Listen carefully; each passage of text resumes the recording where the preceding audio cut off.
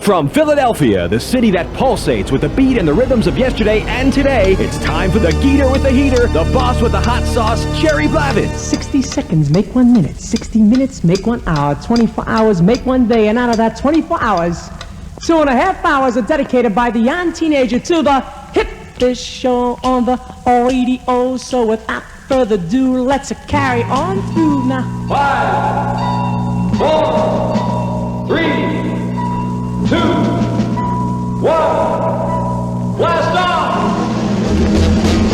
Young teenager, gather round. Rock to the sound I'm a putting back.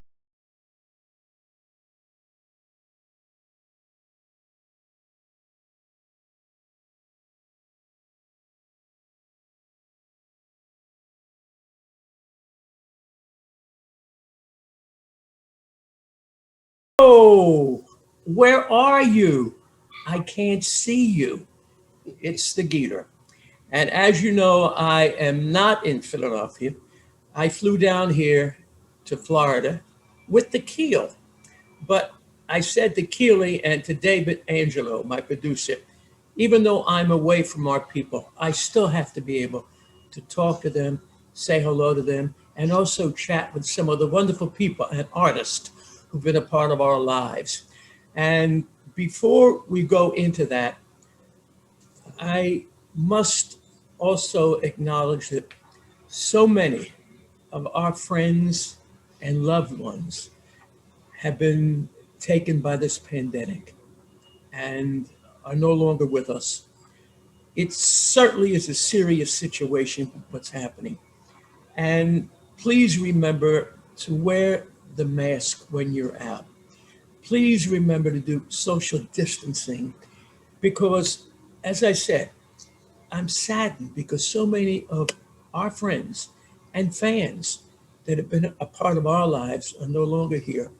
So at least we experienced the love that we had with them and knowing that one day we'll all meet again. That being said, to all of you that have been part of my life, you know, I love you and I want you to be safe. To the Rita Perrys, to Carol, to Jerry, to all of you, Joanne and Rich, for Linda, for Erba, for Anthony, to all of you. I may have missed your names, but you know I love you as being a part of my other family. Now, with that being said, I want to go right now back to the early days of our music. And as you know, when we do the Malt Shop Memories Cruise, every one of the great artists that I speak to on this chat are always with us. The one guy that goes back to me from the beginning when I was doing a dance at the Dixon House is a guy by the name of Siegel, who you might remember was and the beginning of the group called the Tokens. So the miracle of David and Keely, Jay, where are you, Siegel? I'm right here. I'm in Rockland County, New York. Not nice. It's not as nice as it is in Florida, but Rockland County, New York, if anybody doesn't know where that is, it's about 40 miles of New York City. So I got a nice little piece of property, the clean air, the mountains, but I miss being with everybody on the stage. It's just been pretty weird, very weird. Jay, you're staying safe with Linda and your family and everything, right? Judy, I mean. Linda, I think, is Rydell's wife. That was the one. I have nothing to do with her. I like her very much, but no, Judy is my wife. We're staying safe. We're home. We're social distancing. We're doing the mask, and I'm trying not to be too bored. So, you know, once a week I vacuum, so I have a purpose. I'll take out the garbage, I'd have something to do. Well, you know me, I make the gravy. Frankie Valley's got the macaroni. He does the boiling. I make the gravy. I cook them in California. Yeah. But Jay,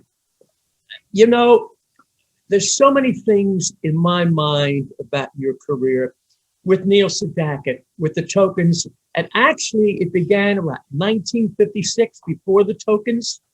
1956, I was a junior in high school, and this kid, I was in the Lincoln High School chorus, And this kid was sitting next to me at the chorus, and he said he was starting a rock and roll group, and he liked how I sang, and he said, "Can I come over?" He asked me if I could come over to his house after school and sing a few songs, and would audition to be part of this group called the Linktones, Lincoln High School. Right. So I went over to his house. He lived about 5 blocks from where I lived. He sat down at the piano, and I remember the first song I sang was a song called Night Owl by Tony Allen and the Champs. Oh, here comes the Night Owl. Right. Woo, woo. I think I sang that song and a couple of other songs, and I passed the audition, and the kid's name was Neil Sedaka. Wow. And that's how the Token started, as the Linktones in Lincoln High School. Now, how did he come up with the name The Tokens and the guys that were in the group? The Tokens were actually, after we made some auditions to make some records. Somebody knew somebody in the record business. We had a so-called manager or a mismanager. In those days, we had mismanager. And he came up with the name The Tokens, and we didn't really like the name because we thought it would remind people of a subway token or a bus token. I said, well, we don't want to be, thought of as a mode of transportation. So we were thought of as a token of love, a token of affection. That's the way we wanted to be, thought. And the original members were Neil Sedaka, myself, Hank Medras, and there was a girl named Cynthia Zolliton. She was a fabulous, fabulous singer.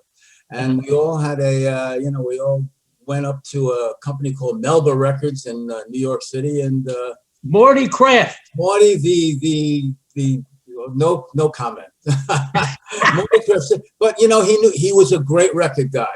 Yeah, he knew a great artist. He knew a great song, and he knew how to promote a record. But he didn't know how to do the accounting. He didn't know how to pay. He didn't know how to pay.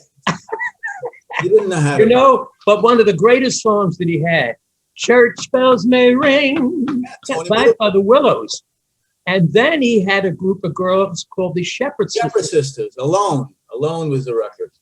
Sure. You ain't lost a lick. Let me tell you a funny Morty Kraft story, okay? If you got a minute? Yeah, sure. But tonight we had our first record, "Tonight I Fell in Love." It was the first national hit. It was #1 in New York and a lot of northeastern states, and it was a top 10 record in Cashbox magazine, which was the Bible of the music business before Billboard. Right. So anyway, we had a big chart record, a top 10 record. We understood it sold maybe almost 1 million records, and we got paid nothing. I think we owed him money for gas and tolls. I don't know. But Jay, you got to tell the audience looking that back then, the record company would take out your uniform, your traveling expenses, the promotion expenses. There's the word recoupable. Everything was recoupable. My groceries were recoupable. My car payment was everything. Well, anyway, we never got paid.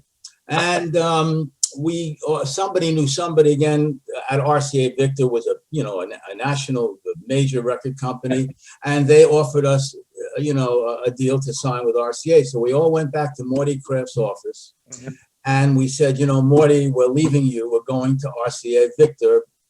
We're all leaving. We have a deal with RCA Victor with 2 great producers, Hugo and Luigi. They produced a lot of hit records. And Morty said, well, why are you leaving me? I just made you a big hit record. What can they do for you that I can't do for you? So without a rehearsal, the 4 of us said, pay us. And then we turned around and left the office. Let me ask you a question. Neil was with you in the early days. Yeah. He then left the group to become basically a songwriter with Donnie Kirshner. Yeah. Correct? Yeah. With Alden Music, with Carole King and Gerry Goffin at that time, and Barry and Bobby Darin. Sure. How did that happen? Well, Neil, first of all, was going to be a classical pianist. He went to Juilliard when he was 12 years old. He was an amazing piano player, but he was writing songs, and somehow someone that his mom knew somebody it was Alden Music at the time, was Al Evans and Don Kirshner, and he went up to Don Kirshner and he got a deal to write songs. I think they got paid about $50 a week, to write songs, and he wrote with his lyricist Howie Greenfield, who wrote all the great lyrics to, a lot of the lyricists never get credit, Right. besides like Burt Bacharach, there was Hal David, who wrote all those great lyrics, and Right. Carole King had Jerry Goffin, the lyricist, so, and he had this gig writing songs for. How did you feel with the fact that he was leaving the group, and because he really wasn't getting involved as a artist solo at that time? No. He was writing. He was just writing. He thought he was going to be a songwriter, not not Right. an artist. So, How did you guys feel when you left the group? well, we didn't know. We never thought this would be a vocation for us anyway, because whoever heard of having a job that you wanted to go to? When I grew up in a pretty blue collar neighborhood, everybody, a job was just to pay the bills. Most people hated Mondays and couldn't wait to Fridays. So Right. how could you have a job that you can't wait to go to work? Right. Felt like that was out of our realm of thought. But so Neil left, and then we reformed the group, but it wasn't the Tokens. And this is where my oldest friend Anthony comes in. We reformed the group, and they called the group Darryl and the Oxfords. Why I don't know. They had a guy that wrote a song called "Picture in My Wallet." And he had a deal that he knew Morris Levy of Roulette Records, and he named me Darryl. I don't know. He thought that sounded better than Jay. So we made this record, "Picture in My Wallet," that was pretty much of a regional hit in the East, on the East Coast. So what I remember mostly about that, speaking about my old friend Anthony, we got a shot to do "Picture in My Wallet" on the Alan Freed Big Beat TV show. This is the first big TV show we've ever done, and we were just like so nervous. And I remember being in the dressing room, and I saw these five guys singing a cappella, just beautiful harmony, and it was Anthony. And on that show was Anthony and the Imperials. This is a long time ago. This is 50, 57, 58, I don't know. Yeah. Yeah, so it was Anthony and the Imperials, Mickey and Sylvia, Love is Strange. Earl Grant, the end. Oh, at the end of the rainbow. I remember he came on stage wearing a cape, sitting at the piano. And Anthony is singing with beautiful harmony back there in the dressing room. But when we went out to do the songs, we weren't singing live. It was all lip sync, Right. So I wish I could hear these guys live. And that's how long Anthony and I go back. That's one of I was so impressed by these guys. I couldn't believe it. I said, I wish I could like that. Before we bring Anthony in, I want to talk about a couple of things about your career and the Tokens. Other than the great songs and the B-sides, which I love, "I'll Always Love You," "Please Write," things of that. You had Hank, and that was writing also some great things. Two things came into my mind. "The Lion Sleeps Tonight," number one. That was good. How did that happen? And number two, in my mind, many people did not know that you guys became producers for the Chiffons and also producers for the Happenings. And you were doing some great work. So let's first start. What happened? "The Lion Sleeps Tonight" first, or were you producing for other groups? We were producing, when we had "Tonight I Fell in Love," and it was a big hit record, we always heard the term on the radio of being a one-hit wonder. So I said, well, what if we're a one-hit wonder and we never have we've never had a hit record again? So why don't we learn about the music business, the production, the publishing, and everything, And we learned to. We actually produced our own records at RCA, even though, Hugo and Luigi were there at the board and stuff. We really did most of the work ourselves. But so producing the record, the first record, we were known in the history books as we were the first group to produce a #1 record with another vocal group. And that was the first record we produced was "He's So Fine" by the Chiffons. 1962. And that started us off on, producing records for the Happenings, the Chiffons, Tony Orlando and Dawn. We produced the first big three records: Candida, Knock Three Times, Tie Yellow Ribbon, and there was myself and Hank and the Margot Brothers. We were the production team that made all these records. What did you enjoy, I'm sure, as a performer, You know, that for me is what I love doing, making people happy. But knowing that you were able to create music for the Chiffons, Tony Orlando, and the Happenings, you really created their careers. Yeah. I mean, that had to be something really spiritual inside. You know, it's like apples and oranges. You know, it's a great feeling of satisfaction when you can take a group like we brought Randy and the Rainbows into the studio. Denise. We made this record, Denise. I remember clapping our hands into the microphone, doing a foot stomping on the floor. And, you know, we were the band on that record. We played the instruments. We played the instruments on the Chiffons records. Do you remember the label that Denise was on? Well, it was Rust, wasn't it? RUST, subsidiary of Laurie Records. You know more than I do. I don't know. How do you remember all this stuff? I don't know. Well, I'm in trouble remembering, but you know, like, I think the greatest love of my life is doing the live performances, because you feel that energy from the people. And who would ever think that, you know, that we would still be doing it and still, like the Malt Shop Cruise. You know, that's the greatest thing we ever do. We have 2,000 fans that they don't sit back and go, okay, entertain me. They all come and say, I love the music. We feel the love, and there's nothing like that feeling. And they sing along with you. They know all the words, and it's good because sometimes I can forget them, so I look at them. You know, for you people out there watching me, the Malt Shop Memories cruises are probably the only link that you and I and the artist have at a time when America was pure, America was young, and all of us at that time were young, and we didn't know where we were going. But look at us today. By the grace of God, because of the Malt Shop Memories cruises, we still can be all together and be a part of the magic of what you created, Jay. It's amazing. The Malt Shop Cruise, because you have so many great artists. When we're all hanging out, when we're not performing, it's almost like a high school reunion. It's like you haven't seen, some of them you work with a lot, some of them you haven't seen for many, many years. And it's just, you all look at each other. You know, I remember saying to Anthony, do you believe in 1957 or 58 that we still be doing it all these years later? And we all look at each other and say, I don't know, but the people are still coming out to see us. And, you know, I must talk about my friend Anthony. I want to bring Anthony in, but back then, Brooklyn, with you guys, with Johnny Maestro, going back with the Passions, going back with the classics, going back with the Chimes, and one of my all-time favorite group, the Rivieras, right? And the Velours, Can I Come Over Tonight? Right. Brooklyn, was it something in the macaroni or the water or at the Apollo Theater? What was it? It's funny, you know, Sedaka wrote a book, and it was because all this talent came out of Brooklyn. He said maybe it was something in the egg creams. Could have been in the egg creams that we were drinking. You know, I don't know. You know, the year before me in Lincoln High School was a kid named Harvey Keitel who went to Lincoln. This other kid, Neil Diamond, went to Lincoln for a while, you know? Guess what? We've got Anthony with us. Yo, Anthony, where are you? I'm having a good time, man. Just listen to this cat.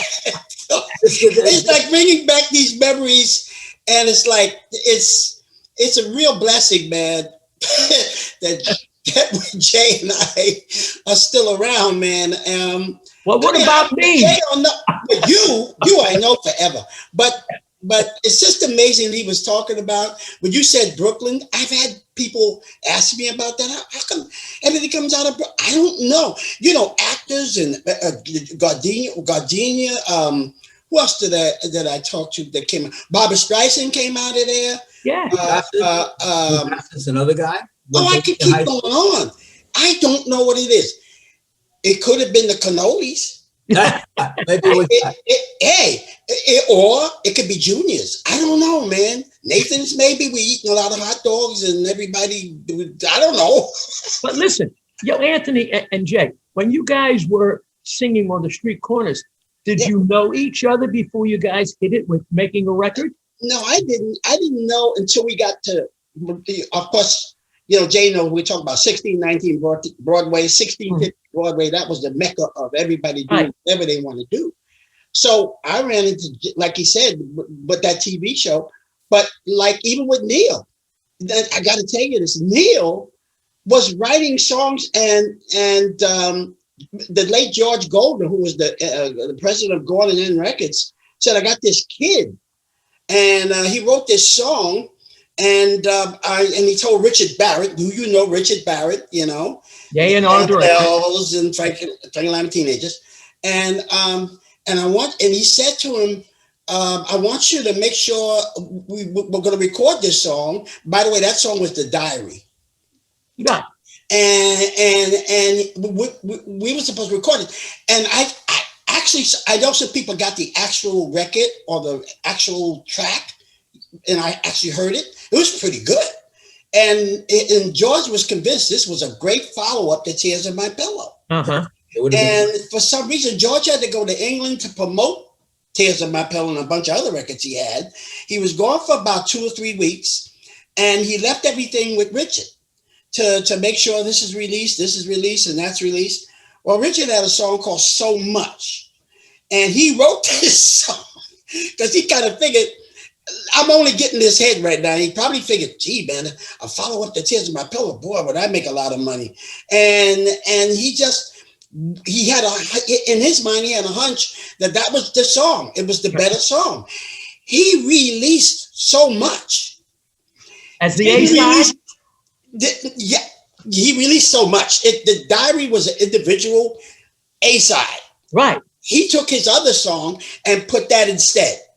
And that was the B-side, which didn't make it, right? Well, George finds out about this in England somewhere, I don't know, but he was livid. In fact, it cost the late Richard Barrett his gig. Now, let me ask you a question. So then how, I always knew that you had the original and it was written by Neil. Yeah. Why then did he go in and record it on RCA? Because he had written this, just for Little Anthony. He told me, we talked about it. He said it was like, ooh, and he heard my voice and the whole bit in the tear. He says like, oh, he got to the piano and he started doing this diary thing. And that's what that is about as much as I know. And then we recorded it and it was beautiful. And in fact, it was fit for me. I was so comfortable singing the song. Right. Oh, I'd like to look into that little book. I can remember all the words. Right. And so we were excited about that. But Richard went and released So Much. And that, when George got back, believe me, smoke was coming out of this man's ears, man. He was so disgusted. Which, if that song was followed up, we would have had an immediate million seller. And that would have threw us into superstardom. Yeah. Now, but Neil wind up coming out with it on RCA. Yeah, because he had to do something. He was so pumped that we were going to do it. He's going to follow our Tears in My Pillow. Come on, he knows. Oh my gosh! And he heard it. He heard the record. Yeah. He was blown out. Oh, yeah. Ready to go. Yeah. Let me ask Jay a question. Jay, Jay? Yeah. There. I'm here. You're talking about Neil and the diary and all of that. Do you think that this might have been the first real taste where Neil said, I want to become a singer and a performer rather than just writing? Because, he wrote for Connie Francis. He wrote for everybody. But the diary was the first song on RCA that he had, really. Yeah, it was the first record that he had, aside from some other records when we were part of the Tokens, right. With on Melba records. But yeah, I think once he had that hit record, he had the taste of being a performer, but he never wanted to stop writing. That was I think writing was his first love. Captain and Tennille, Love Will Keep Us Together, solid. Presley recorded his songs. The Carpenters, Frank Sinatra, I think, recorded it. Listen, look what he did for Connie Francis. Where the Boys Are. Movie things, Where the Boys Are, Frankie, Tommy. It is so interesting for the audience out there, Anthony and Jay, because back then they did not know all of this knowledge that they know today. And I think that's one of the reasons that young people pick up on what we do, because there's such a great history. Anthony and Jay and all the other artists, when you went into the studio, it was live. Right. Today, it takes them 2 years to do a recording on an album. Yeah. No machines, no computers. We sang around. The three or four guys in the background sang around one microphone. The lead singer has, sang in four tracks. Four tracks. The band would get on one track. The group would be on their track, and I'd have one. I don't know what the other track was doing, but when we recorded "He's So Fine," there was only 3 tracks. The group, lead, and the band. That's at 3. 3 tracks. You're a genius person. You're great. I'm a fan of yours. 3 tracks. 3 tracks. Oh man, how do you do that, man? You know how it was. We were all in the studio. The band's in the studio. Everybody's there together. Everything's live. It's all live. And you remember, hey Jay, remember how in those days with the tapes and the 2-inch tapes and all of that, they used to get the leakage. Like I remember 1650 Broadway downstairs was this recording. Allegro Studio. Yeah. You had to stop when the train came. Yeah. Wait a minute. I was in the middle of the dude. I remember doing Tonight I Fell in Love there, and as soon as the train would come, it was in the basement. Yeah, I heard this rumbling, and I'm going, what the? It was a train. It was a subway. Yeah. It was the vibration from the subway. Yet we did those songs. And a lot of those songs were released. People at that time really were so into the emotional part of it and what it sounded like and how it made them feel. They didn't even deal with that. Today, no, baby, everything is antiseptic. Everything is done to a point where it's too perfect. Yeah. I can tell you hit records, Jay. I know you can say it, like I said, how many great records that I know for a fact has flaws in it. Oh, tons of them. How about bad notes, singing flat, bad notes, missing #1 records, and we're listening it today. We're listening. Boy from New York City. I said, how did they let that go by? They should have fixed that. But hey, if they fixed it, maybe it wouldn't have been #1. We don't know, man, because they called it leakage. Leakage, like the train. Yeah, but it was so subtle. It takes a professional ear or somebody really listening. But the average person, the fans, they were so into everything else that they didn't even notice it. And now today, and I'm not putting down technology because there's a lot of good stuff out there that we're able to do. But it's just, I've had some rapper guys tell me, they asked me, you mean everybody was in the same studio? I said, yeah. I mean, you played with real musicians? Real musicians? Oh, wow. Oh, yeah, man. I used to tell them about Capitol, New York City, Capitol Records. You'd always, if you walked up the stairwell, you'd see these little red lights, and they would go, if they go on, you had to stop walking and everything because they were using the stairwell for echo. Yep. That's how they got that. That means Nat Cole, Frank Sinatra, all of that stuff, they were using stairwells. That's right. Hey, Jay, I got a question for you, then for Anthony. Your early influences, with your harmony, where did that come from? That came from all the R&B records. Me too. At the end of the radio dial, like Dr. Jive and Night Train. Jocko. Yeah, Jocko. Those are the groups. Groups like the Orioles, the Flamingos, the Anthony's group. I used to love the harmony of all those R&B groups. That's Anthony. How about your early days going back as a kid? Who did you listen to on radio? Man, everybody. I mean, like Jay just said, Dr. Jive, Tommy Smalls, man, was like the bomb. How about Hal Jackson? Hal Jackson. Well, Hal used to be an early, but. You get out of school at 2-3 o'clock. The first thing I would do was get home after looking at 6 Gun Playhouse. I turn on Dr. Jive. Dr. Jive. Right. Immediately, because all of the records, all of the things, the R&B records were going in the day. Hey, listen, they used to call that groups and singing, and I think, Jay, you would attest to this, that's like street corner singing. Right. There wasn't a real name to it. And that goes back. That goes back with the Ravens, man. It goes all the way back and the to Orioles, Jimmy the Cardinals, the Flamingos. And the Flamingos. Now you just asked me. Flamingos. That was the group that influenced me the greatest because you know why? They I don't, to this day, I've asked them, but they really didn't elaborate much. But when they were recording in Chicago, they were using some things that I think are so advanced that I don't know if they knew. There was a particular record they did called Golden Teardrops. Golden Teardrops. Golden Teardrops. Zeke and his cousin Jake. Yes. Uh-huh. Zeke and Jake. You heard that bass in there? The greatest. And I said to myself, how do they separate that? How do they get Johnny and the tenor and Jake, to make it that. How do you do that? Because you don't even do that today with all this technology. How do you do that? I don't know. But you know, you talk about the flamingos. We talk about the spaniels. We talk about the tails. There was a Chicago sound, which was different than the New York sound. Way different, entirely different. Very different. You know, one of my all-time favorite groups, guys, were the Rivieras. Yeah, you remember the Rivieras? Yeah. Moonlight Cocktails. I get one for you. The Diablos. Nolan Strong. Nolan Strong. Oh, who did that one?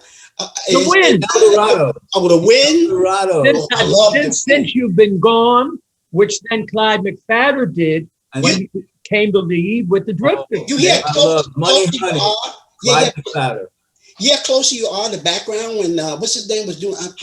Herbie. Josh. I worked with him long ago on something. Who's this? They did the song.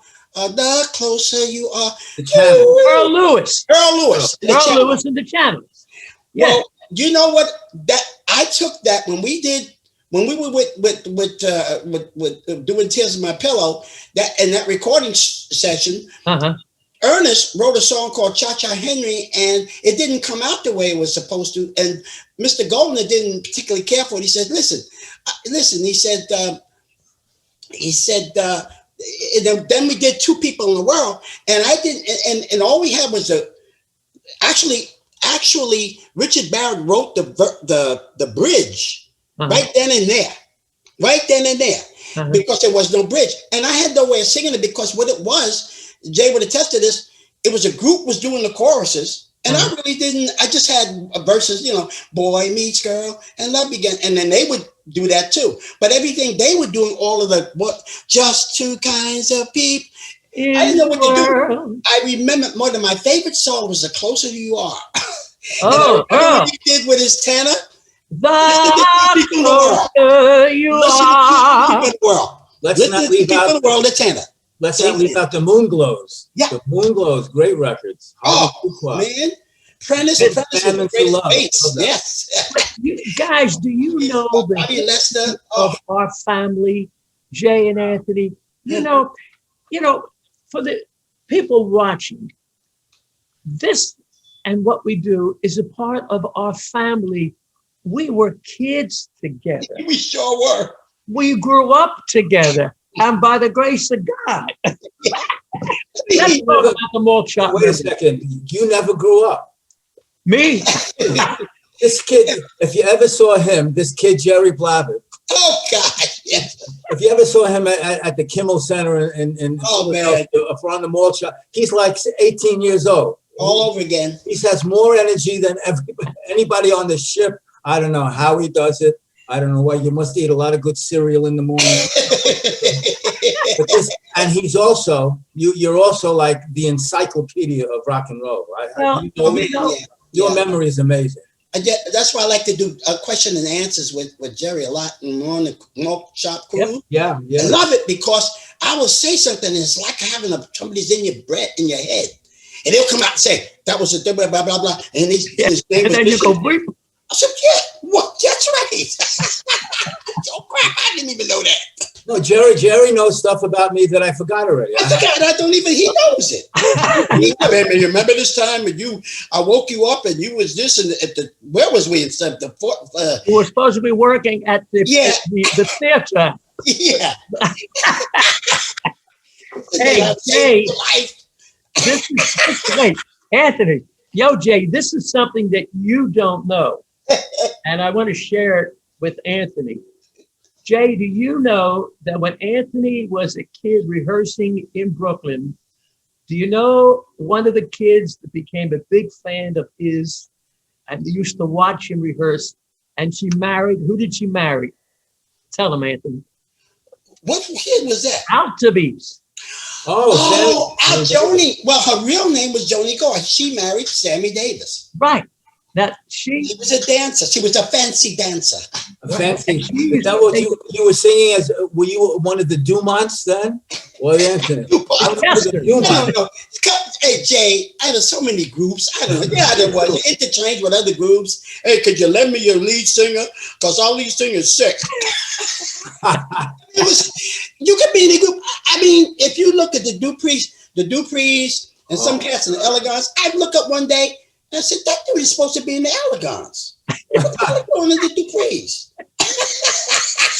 What is that? But that's the way it was. Yeah. We didn't, and Jay, we pay everybody to do this, what we're doing.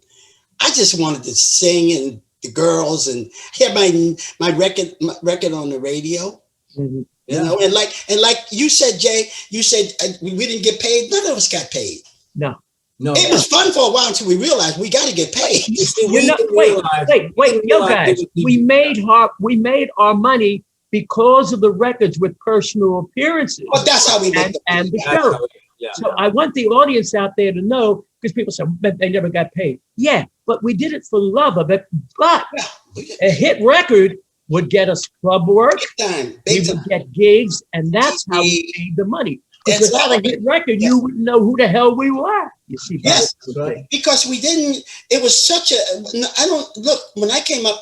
Like Jay, my people are blue collar workers, man. My father used to work at Brooklyn Navy Yard in those days.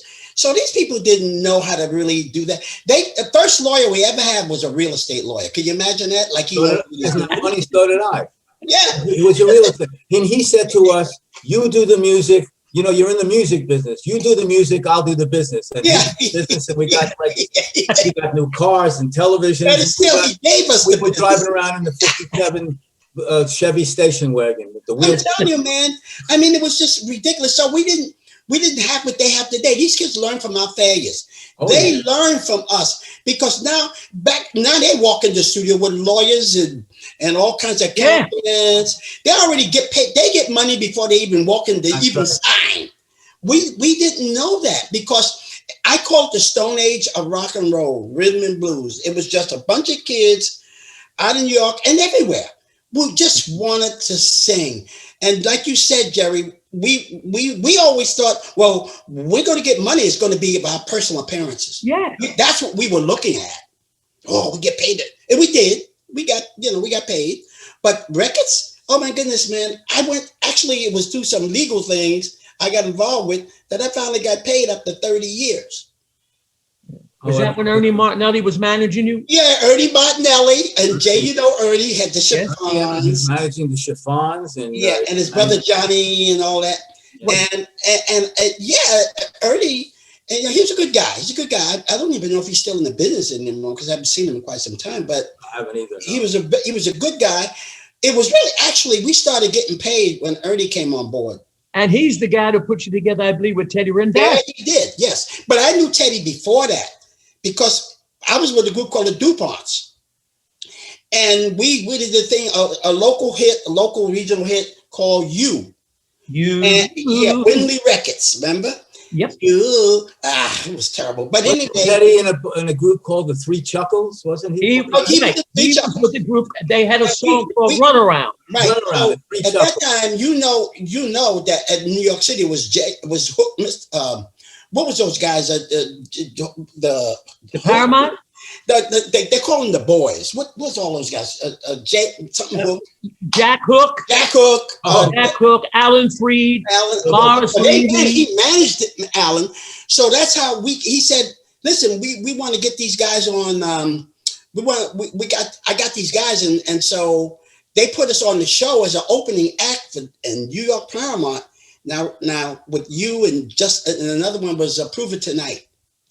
If you love me, and we did that. We were the opening act. So on that show was all the greatest acts in the world. Frankie Lymon and the Teenagers. This was the first time I met Frankie. He was about 14 years old. Frankie Lyman. 15, yes. And became lifelong friends to the day he passed on. And but all those people was on the Nappy Brown, who else? The Cadillacs. Oh, I love the Cadillacs. Little Earl.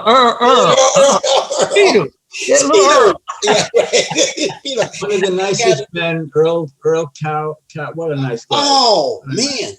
And all these kind of people, like Jay said, Sylvia, I had a crush on Sylvia. I'm sorry, man. She was one beautiful woman. Good grief. Sylvia Robinson, who wound up owning Platinum Records. Well, she created Platinum Records. Yeah. Hey, Anthony, I got to tell you, and Jay, I don't know if you know this name, Donnie Elbert. Yeah, I know Don. Yeah, I know that name. Man, one of the most underrated performers. Yep. My Confession of Love, I Hear My Plea, Have I Sinned, Yeah. What Can I Do? Mm-hmm. She recorded him later on in his career. But Donnie Elbert, Jay, if you look up Donnie Elbert, man, one of the underrated, so many underrated performers, right, Anthony, that really Oh didn't. my gosh, yes. We can go on and on and on with that. I mean, that cat, man, can sing circles around me. He never made it. There was this kid called Buxton when I went to Boys High School. Mhm. That's one of the greatest human voices and a human being I've ever heard in my life. No one will ever hear him. And one of the greatest groups at that time, you mentioned it earlier, the Velours. We went to school together. Mm. We went to school together, man, some of the cats. And the bass player was called, what's his name? Donald Muffet? Something Muffet. Yeah. And he was the greatest bass singer outside of Jake, the Flamingos I've ever heard in my life. And there were some big ones, but there was Pookie Hudson and the Spaniels. And the Spaniels. What was the name of that bass? George Gregory. Gregory. Yeah. Gerald Gregory. Yeah. Gregory. And one of the most underrated singers people didn't realize but I knew him, when Frankie and I and the teenagers was their bass singer. That was, my mind went into a deep nod just now. There was Herman Santiago, Jimmy Merchant, Sherman Gaines. Yeah. He sang Old Man River that I was told by Melvin Franklin Temptations. He heard it as a kid. They redid it. Yep. Right? Yep. Never heard that But one. he did it first. But they kind of left it in the shelf somewhere. And Frankie had long left the group and everything. That kid could sing. I can go on. The greatest singers I've ever heard never, ever were heard or made it. Right, that's right. Jay, as you look back, because you've done a lot, as a matter of fact, not only singing, but producing and writing and Lion Sleeps Tonight, which will go on forever. If you had a different choice today for a career, what would you do? I've been asked that question before. There's nothing that would ever compare. I can't think of anything that I'd want to do more than being somehow involved in an industry that gives people joy and gives myself joy. Like I said, I remember we've done the Malt Shop Cruise, and Anthony and I work together. And I say to Anthony, how lucky are we? We have a job that makes people happy. Yep. Could you have a better job than making people happy? It's the best job you could have. No, I've had people ask me, they'll say to me, well, you've been working at this a long time. I said, work? No, you work. I sing. I don't work. I make people happy. I get paid to do something that comes as natural as me as breathing. Here's the thing with what we do, and Anthony, I know you'll agree with me. The job is not the performance. The job is getting to the performance. It's the traveling that's not so much fun. All of it. We'll sing for free. You just got to pay us to get there. That's all, Oh gosh, just to get there. I mean, how many times we ran each other going to a gig or something? We in the airport somewhere. That look on our face. Here we go.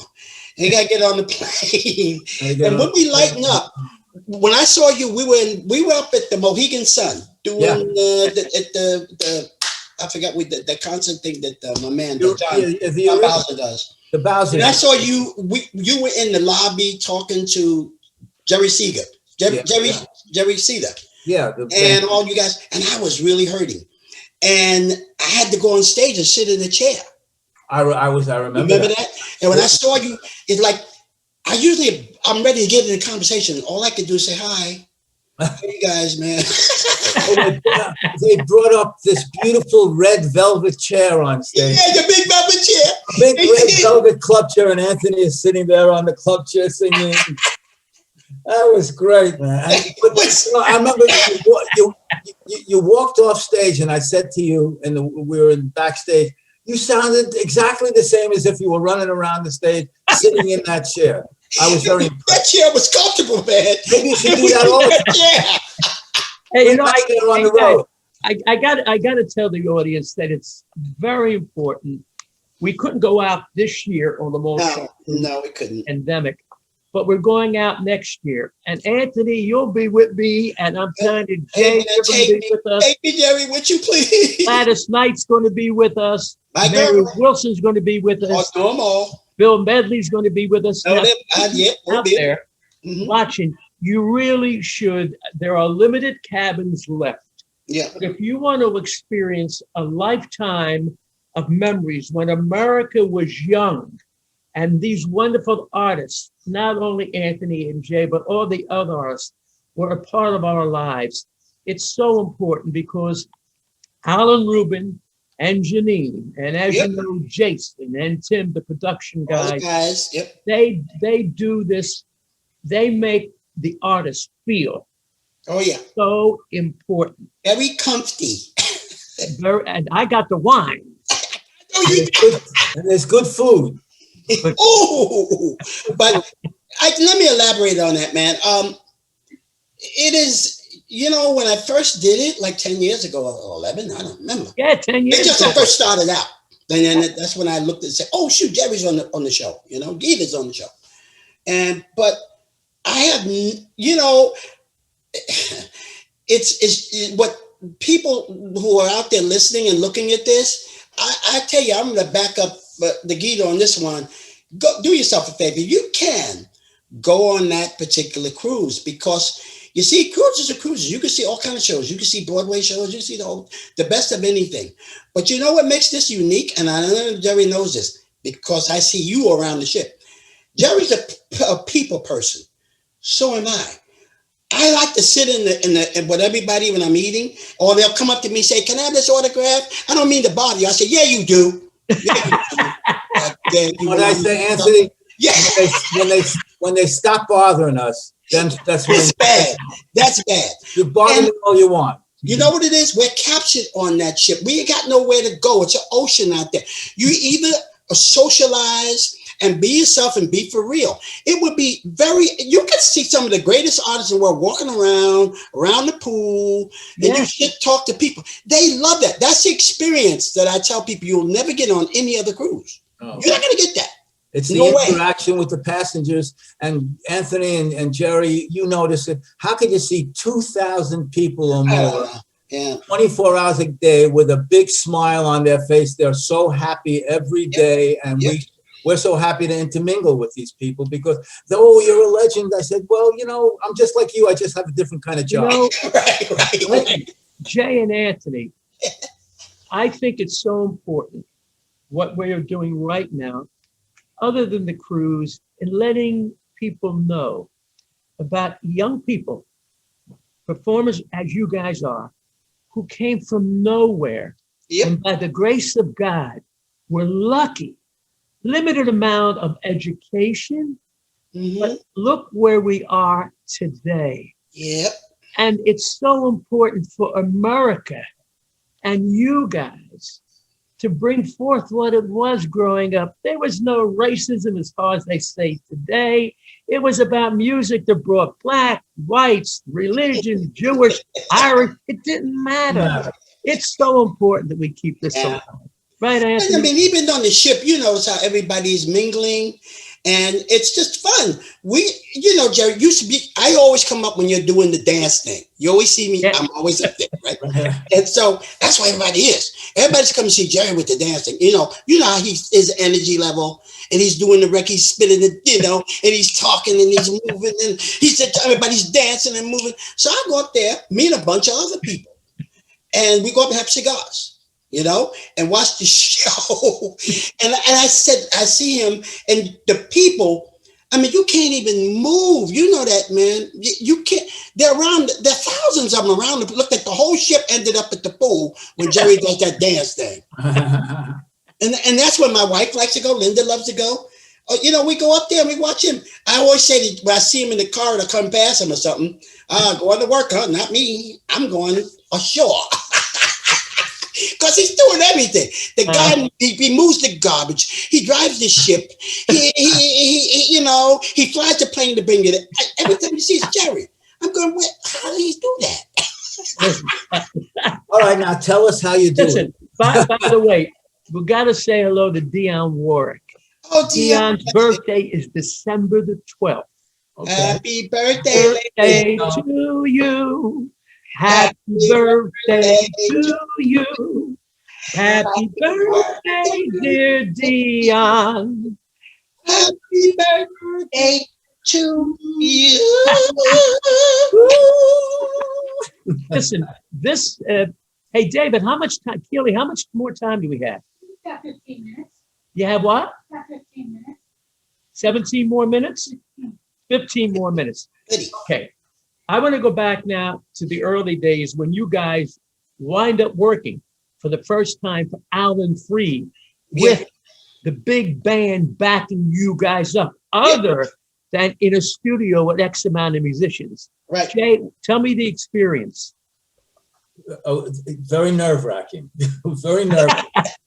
I think the band was, let's say, was it Big Al Sears? Big Al Sears. Was Sam Taylor? Sam Taylor, Georgie All, King Curtis. King Curtis. He played on a lot of, what a talent. Oh, that was a yakety yak. When he did with the coasters, he started that. But to play with an orchestra, I mean, it was like, you know, it was very, very, I was very nervous. I don't know about you, Anthony. I was nervous for the first time being on that stage with all these big stars and his 4 kids out of it was. We know. Well, you know, you're looking at people you admire too. People don't realize that for the folks out there listening to us and looking at us, then a lot of folks don't realize that we have great admiration for each other. Now, when we're on the ship, I see everything you're doing. You know why, Jay? You know why, Jay? Because you always say when you're on stage, I pray before I hit that note. So I come every night and I'm saying, I bet you hits it. Yeah, I said right before I do the dee, I say to myself, I say a silent prayer. Please work. I hope the note comes out. And Anthony, he loves that line. He said the same. I love it. But we go to each other's shows. We do. And we sit up there, that little up there top. Little round thing, yeah. Yeah, where we all hang up, that little there for us. In a little balcony. Yeah, that little balcony thing. And so I watched them all. In fact, after the show, I went back and I talked to Neil when Neil Sedaka was on there. And I always joke with Neil. I always tell him, you know, I made you a star. One of the greatest experiences I had on the Mall Shop Cruise is when Neil was on the show. Yeah. And I was sitting up there, and all of a sudden, he points to where I was sitting, and he brought me down on stage, and I sat at the piano, and he said, we're going to sing a song that we used to sing when we were both in high school. Yeah, sure. And we sang the song together, and the audience, they just went crazy. They just fall apart. They fall apart, man. What was the song, Jay? It was a song called Right or Wrong that he recorded many years later. We recorded it as the Tokens when we were in high school. Yeah. And he called me up on stage, and it was very emotional. I mean, you know, this is when I was like 16 years old. Yeah. And we're singing this song at the piano, just him at the piano and me singing this beautiful song that he wrote. And the audience just went crazy. And he gave me a big hug on stage. And he said to me, look, we got a standing ovation before I did. That was a great experience. Jay, do you know that Anthony at one time wanted to become an actor? Yeah, I did. Actually did. Did you know that? You never told me that. I did a few movies. I was in character. I did I did the Jeffersons on TV. I did a lot of No stuff. kidding. I remember. Yeah, I did a movie with Henry Fonda. I met Mr. Fonda. I did a movie with Billy D. Williams. I did it. Really? Yeah, because I was in character. See, I'm a character actor. I didn't want to be known as Little Anthony. So the credits would, if there was any credit, would be Anthony Gourdine. I didn't want to use the singing because I didn't understand that ain't a bad thing to do if you're going to parlay something. I didn't know. But at that time, I just wanted to do, because before I was ever a Little Anthony, when I was a kid, I used to be a legitimate theater. My mom was a stage mom, and I used to do plays. I did Life with Father. I studied under some of the best in the world. I studied with Stella Adler. I studied at the New York Dramatic Studio. I studied with David Alexander, one of the greatest teachers I've ever had. He was the cat that really helped me. I met people like Jack Lemmon. I met all these people. Wow. Because people didn't know I was off somewhere. That was that period of time when I just left the Imperials type of thing. And I was trying to do the two of them. And in fact, I told people that I actually was supposed to do a movie with Robert De Niro. I went to MGM in Culver City, read the part, had 3, 4, 5 people in there, got it, called him. He loved it because he was a big fan of Little Laffy. He found it was Little Laffy. It was about Vietnam veterans. That was 1980, 81. But just when we were getting ready to go into production, the writer's strike came in. You remember the great writer's strike? Yeah. All production Screenwriters. down. Yeah. And that never happened. It's very funny how when you are in one stage of a career because of show business, you are able to get with another. I'll give you an example. Yep. Right. Our buddy Frankie Valli. Yep. Frankie Avalon became a singer. Right. And became an actor. Right. James Bobby Darin became a singer. So Fabian is a springboard. Yeah. And springboard is something else. Lenny Welsh, by the way, who we spoke to, our dear friend Lenny, he also did some of the soap operas. Yeah, he did. Because I actually got a call from people saying, was that you on that TV show? I bet somebody was you. I told you, but I was in character. Mustache, the whole bit. No one knew. But that's the job. That's our job. You see, that's what we do. And so as a singer, if you notice, you guys, even when I'm on stage, I utilize that part of me. I tell stories a lot of times on stage, and I do that now. Even when I do solo things, I do a lot of solo things, and I do storytelling and almost like Will Rogers type thing, man. Black Will Rogers, I guess. Well, I'll sit in the chair and tell stories and sing and tell stories how the songs got together, just like we're talking now. Yeah. I use all of it. In fact, I probably use this conversation. I'm sorry, guys, but I can't. I did the same thing. As far as the production, how did this record happen? How did we happen to make He's So Fine by the Chiffons? People want to know that, They want to know that. How did we meet these girls? Who wrote the song? Who did this? How did you bring them into this? How did you know what to do? And they love it. A little bit of that information, the backstory. Hey, tell the audience about The Lion Sleeps Tonight. Where that? Yeah. That was I was in high school, and I was a pretty big fan. I had a very eclectic taste of music. I liked classical music. Me too. I like folk music. I like the R&B. I like country music. I love country music. Yep. But I was listening to the radio one day. Remember listening to the radio that wasn't Sirius or anything like that? It wasn't Sirius XM. You had to warm it up. You turned it on. The radio warmed up. Remember that? You heard it hum, and then it warmed up. Remember, then you turned the dial. Yeah, AM. Yeah. Anyway, I was listening, and I heard this song on the radio. It was a group by the Weavers, one of the biggest groups, folk groups of the 50s, led by Pete Seeger, and they had done an album called The Weavers Live at Carnegie Hall. And the cut that I heard on the radio was called Weemaway. And it was Pete Seeger singing all this melody in his falsetto voice. And I was just like taken by this melody. And I said, well, I could do that. I could sing like that. And I'd learned that song, and I taught it to all the other, to the guys that I used to sing with. We used to sing it for fun, and it was just a great melody. And one day, we were almost done with our contract with RCA, and we had to say, we had to tell them like, all right, what are we going to do for our last? This could be our last session, and we sang "Whim Away." It had no lyric to it. It was just "Whim Away." It was an South African folk song. It's a South African. I know where it comes from. Yes, it was written by a South African man called Solomon Linda in 1939, and there was a group in South Africa called the Evening Birds. And they recorded this song, "Whim Away," and that was the original recording. So anyway, we sang "Whim Away" for Hugo and Luigi, our producers, and they said, "Yeah, I know that sounds like it could be interesting, but I think it should have some kind of A hook. a lyric to it, a hook, some Yeah. kind of lyric. It just can't be "Whim Away." So they brought in this guy. His name was George Weiss, who wrote a couple of hit songs like what's the Louis Armstrong one, the big #1 record? What's that record? That there we go. What's the name of that? Yeah, that's the one. Anyway, he wrote a lyric, and we came into the studio, and he Beautiful world. Yeah. You got it. He hands me this yellow legal pad, and the lyric was written, "The lion sleeps tonight in the jungle, the mighty jungle." All right, well, I'm looking at the lyric, and I said, well, I can't fit it into the melody that I know, from the Weavers song. So we sat down at the piano in the studio, RCA Studios, on 23rd Street in New York City.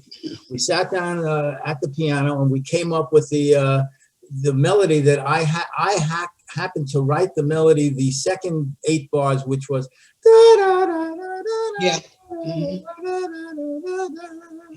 That wasn't in the melody of the original song. That's the only way I could fit in this lyric. So we recorded the song after we're sitting at the piano rehearsing it, and they took the mono mix from that. It was a monaural. It was 1 track. That's the mix that they used. That's the mix that they used for the record. And they were going to put out the record. And the other 3 guys in the group didn't want that record to be released. They said, this will never happen. I mean, there's no record like this out. It's too against everything. It's not a love song. It's not this. It's not that. But I said, maybe it would be a hit because it is that different. Yeah. And the record did get released, and it took 4 weeks for it to become #1.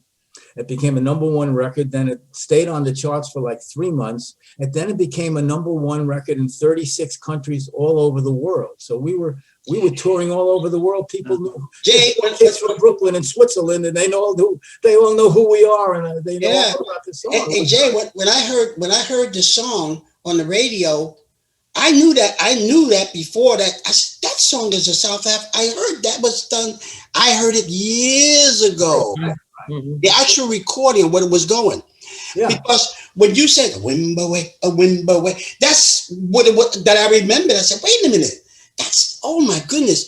And I immediately said to myself, this is absolutely different. And man, it got a pop, and it did. It did boom. You're talking about wonderful music from South Africa. Yeah. How about Miriam Makeba? Oh, she was. And the Manhattan Brothers. I have that album, the Manhattan Brothers. Mm-hmm. Yes, You I have tell that. such lovely lies. Hugh Makeba, whatever his name is. How do you say his name? Oh gosh, Hugh Masekela. Hugh Masekela. You just blew me away by saying the Manhattan Brothers. Like, who would ever know the Manhattan Brothers from South Africa? Oh yeah. You are amazing. He's amazing. He did it again. So anyway, the record wasn't "Whim Away." The Zulu term for lion is Mbube. M-B-U-B-A. Mbube. Yeah, When it came over to the United States, Pete Seeger heard it as "Whim Away," not Mbube. Oh, okay. So Because I know I heard that progression. I know I heard it, and I had told somebody, I said, "Man, that's an African folk song. I heard it somewhere." And it was, first of all, man, I'm not blowing smoke here. You did a great job. Forget it. I mean, forget it. I mean, it was so uniquely you. And I had this group called the Tokens, like right off the bat. It wasn't until later on I found it was you. I didn't know. Jay, did you make better financially the second time around? Oh, with than the first RCA, yeah. time? Yeah. They actually paid us probably most of the money. I don't know. Uh-huh. They had to recoup something, you know. I'll tell you a good, just a little story. When we had the test pressing of The Lion Sleeps Tonight, we brought it up to Donnie Kirshner's office. You know, goodness. the man with the golden hair. And sitting in the office was Carole King and Gerry Goffin. So we put the record on and we said, well, what do you think? And I won't say the expletive. Carole King looks at me, he said, that is a hit. That's a number one record. Yeah. Well, everybody knew it. We all knew it. First of all, because it's like it hit you in the face. I mean, what? That the first thing you get is like, what? Okay, and you knew. Cats blew up with that tune, man. It blew up all over. Anthony, the one song that changed your career from Street Corner Harmony, Tears on My Pillow so much, The Diary, Please Say You Love Me, Please Say You Want Me. What's the one song that changed your career and put you into a whole different mold of show business? Going out of my head. I was going to say that. That's it. Do you know Sinatra recorded that, man? Well, Ella recorded. You know the story? Well, you know the story. I actually told Nancy Sinatra the story. She said, I wish somebody would have told me that. I would have put it in the book. Well, what happened was, at the time when Ernie Martinelli ran into Teddy, he said, hey, what's up, man? And so Teddy, I knew Teddy when I used to be with the DuPonts. He had found out I was Little Anthony. Back Tears by Pillow and stuff. And he said, hey, I don't know what the conversation was, but Ernie said, oh, I manage them. And he said, why don't you tell them to come up to the office? I want to talk to them. I got a song up here. Maybe we can talk something. Are they all out of their contracts? He said, yeah. Well, we went up there, right? And I met Don Costa. My lip dropped because I was a great fan of his productions and stuff. And he looks at me and he says, okay, all you guys, everybody's free, right? And I said, and I raised my hand up. Now Jay's going to know what I'm talking about. I said, not me. He said, well, who you signed with? Morris Levy. That's a whole other story. You mean? Oh no! Yeah, he got. He said, "Look, you guys, come back. I'll call you. Come back." A week later, we get a call to come back, and he hands me. He says, "See this here? I got your contract." And so later on, I'm talking. I was always bothering me. How do you do that? Because nobody gets a release from Morris Levy, unless Morris Levy gives it to him, which he don't, right? So anyway. Teddy said, well, you didn't know that? No. He said, well, Don called Frank Sinatra. And Frank Sinatra Rudy was the guy that did it. Yeah, he made a call. Right after that, Jerry, we recorded. He did it again. Then did it on a TV show with Ella Fitzgerald. They did a duet together. Wow. He loved that song and Don says, he says, man, that's a great song. He loved, Frank Sinatra loved Teddy very much. You really did. I mean, Jay, you had some great, wonderful writers, great songs. But Anthony, in my opinion, the only other combination between Don Costa and Teddy Randazza would have been Burt Bacharach and Hal Davis. That's it. Because, I talked to Dion, who's a dear old friend, as we all know. She did the cruise. And that material that Hal and Burt, and you said it, Hal was the lyricist. Okay, Burt did the music. Yep. They changed the career of Dionne Warwick because they knew how to record her. Same thing with you, Anthony, with Costa.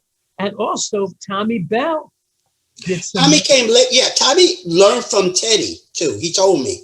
But what happened was Don Costa was really the key. I always tell people, well, Teddy said someday when he was watching me in the wings back in 1956 when I was at the New York Permit with the DuPonts, and he said to me, kid, someday we're going to work together.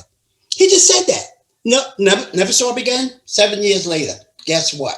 And Don Costas came to me one day and he said to me, that's a great song, and he said, but I got to tell you this. He said, you remind me of all the cats that I have recorded, from Tony Bennett to Frank Sinatra. He said, you got that something. You're in good company, my friend. Yeah, he said to me, Don said, we're going to do some stuff and we're going to go all out. He says, because then he sat with me and he says, now let me show you and teach you how to sing. He said, he taught me, what Don taught me was there was this person in me that needed to come out. I was like everybody else. I wanted to sound like everybody. You know, everybody wants to sound like everybody else. That's what made Jay's thing unique, because he did something entirely different than everybody else. And I was just doing stuff like what the trend was in those days. But what Don heard in me was something that he heard. And he immediately heard that and he said, I'm going to teach you how to sing. Now, he was being sarcastic. He was saying, I want you to, when we were in the studio, man, he was so particular when he was talking to me in the booth. He says, come on, give me that thing where you know, just be yourself. That you just let your voice go. Don't worry about it. Just you got something in there. Let it go out. And I did. And I remember when I did the first line of Going Out of My Head, the studio, you know, in those days you had the musicians all out there, and then the booth was up there, there's several people in there. And I looked up, when I looked at the booth, and I said, well, I think I'm going out of my head.